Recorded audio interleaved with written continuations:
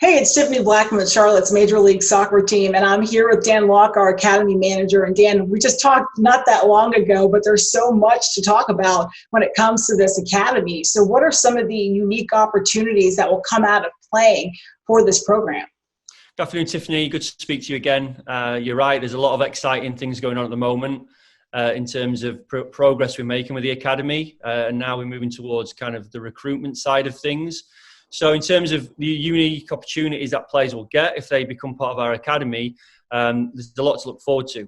Especially this first year is that the first academy recruits this year will be the first ever players to represent Charlotte MLS. You know, as we don't have a first team until 2021, they'll be making history. They'll be the first ever players to pull on the uniform, pull on the badge, represent the club. So that's definitely a unique opportunity for a lot of those kids. Obviously, then we have the element of it being a pro academy and a pro pathway. And, you know, obviously, whilst not every kid's going to become a professional player, we know that.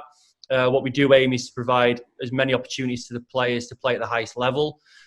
Through being part of a pro pathway, they'll get more exposure to national team scouts. They'll be able to play at high-level events. We'll participate in the Generation Adidas Cup, which is exclusive to MLS clubs. And we'll also play in a number of international events over the years that are exclusive to pro academy teams. For instance, the previous club I was at in the MLS, we took teams to play in events in Japan, Korea, England, Mexico. So there are great opportunities for all the players. And then also in terms of a more uniqueness with this environment is that players will have a really fully comprehensive support staff around them. And obviously they have the future integration with the first team, whether that's watching training, participating in practice when they get called up to that environment, and having the opportunity to be trained by the first team coaching staff as well. These are some great opportunities to be able to take advantage of. And I know you've been doing a ton of planning, Dan.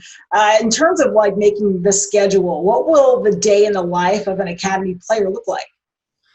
Yeah, it's going to be full on, all right, as a pro environment should be. So players will train 4 days a week. The kids will live a normal life in terms of they'll go to their normal school. Obviously, aside from the kids who are in a host family environment, which we'll talk about in a little while, they'll still be at home with their families. But they'll pretty much their day will start in terms of us with completing a remote questionnaire each day, which will track their wellness and readiness to train and their well-being. Then after they finish their school, they'll probably travel to training. A typical evening of training will usually start with a team meeting, which will consist of video and more kind of theory in terms of the game and their development. Players will also present on their own video analysis on their own performances as part of their individual development plan. Then training will then progress onto the field, where each day will have a specific fitness element, whether that's speed, strength, coordination, agility, flexibility. And then training each day will either focus on a team-based approach or a position-specific or individual training. And that'll just depend on the day of the week. And then as players get older, they'll start to get opportunities potentially with the reserve or first team. And then that's when we can look into adjusting their schooling so they have more of a flexible remote schooling opportunity, so then they can train in the daytime with the first team and reserve teams. And you touched on a bit of it, and every academy probably around the country is looking for that competitive edge. What will players be able to receive in terms of development and support? So every team will have a full-time coach dedicated just to that team. That's all they're going to focus on, nothing else. So they'll be responsible for obviously all the planning, the periodization, the execution of training, video, follow-up with the players.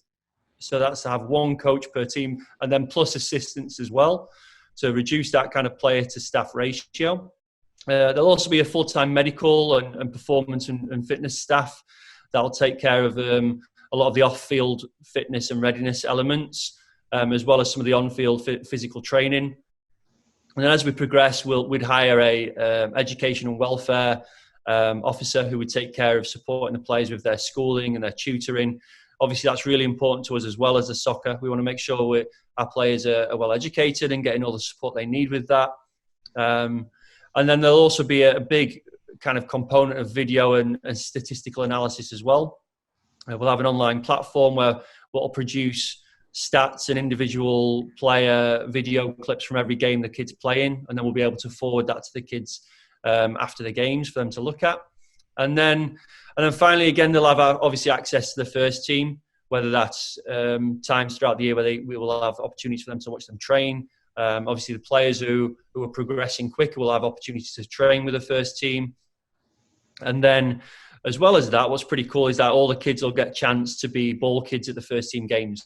So they'll be part of that weekly event at the stadium. They'll be at pitch level and be part of that environment as well. And looking at the first team, when you envision the style of play, how will it correlate to that group?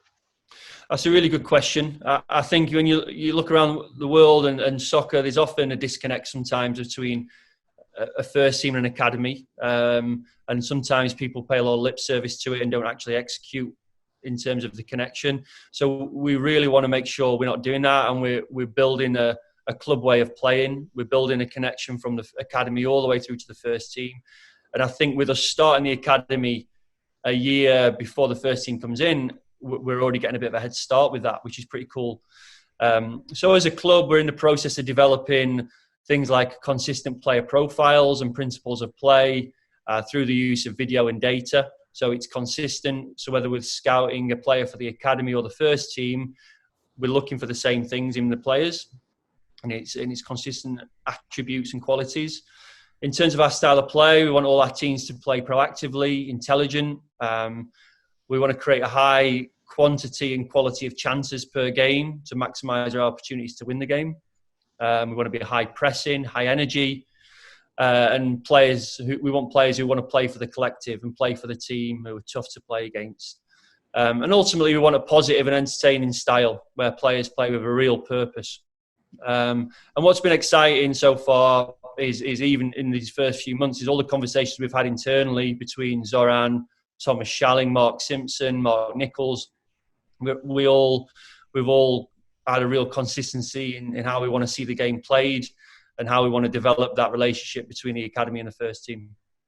And I think it's important to note, Dan, just because this is Charlotte's Major League Soccer Team Academy, that doesn't confine you to just finding talent within this area. Where else can you look to find players? Yeah, so our designated territories from MLS are North and South Carolina. So obviously we'll aim to have players from Charlotte, but also from all areas of both states. It's a huge land mass. It's a big population to recruit from. So there's obviously a ton of potential there.